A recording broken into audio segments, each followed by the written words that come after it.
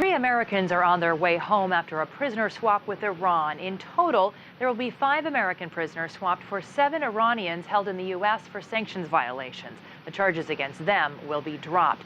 Now, the American prisoners first landing in Geneva, Switzerland, before flying to a U.S. military base in Germany for medical evaluation.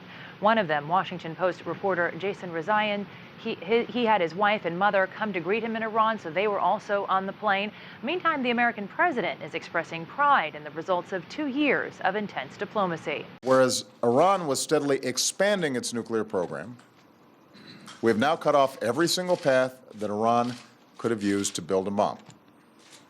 Whereas it would have taken Iran 2 to 3 months to break out with enough material to rush to a bomb, we've now extended that breakout time to a year.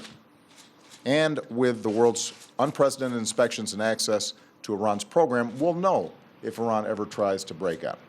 In the wake of the lifting of all international nuclear-related Iran sanctions, we're hearing about new sanctions being levied by the United States against Iran for last year's ballistic missile test. That test violated a UN Security Council resolution. And you may remember the U.S. initially planned to roll out those new sanctions last year, then pulled back after Iran's foreign minister said new sanctions could have derailed the prisoner swap talks. Well, the Americans waited to levy these sanctions until the prisoners were safely out of Iran.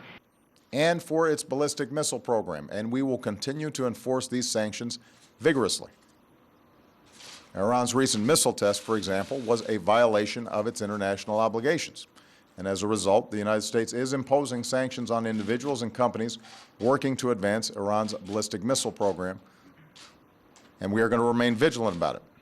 Here is what we know about them. They are against 3 entities and 8 individuals involved in procuring elements for Iran's ballistic missile program. And the sanction notice actually mentions a company based in the UAE, which also has an affiliate in Hong Kong. These new sanctions for Iran's ballistic missile test do join a range of other ballistic-related sanctions levied by the United States. At this point, it's unclear whether the UN Security Council will follow with more of its own. Jessica Stone, CCTV, Washington.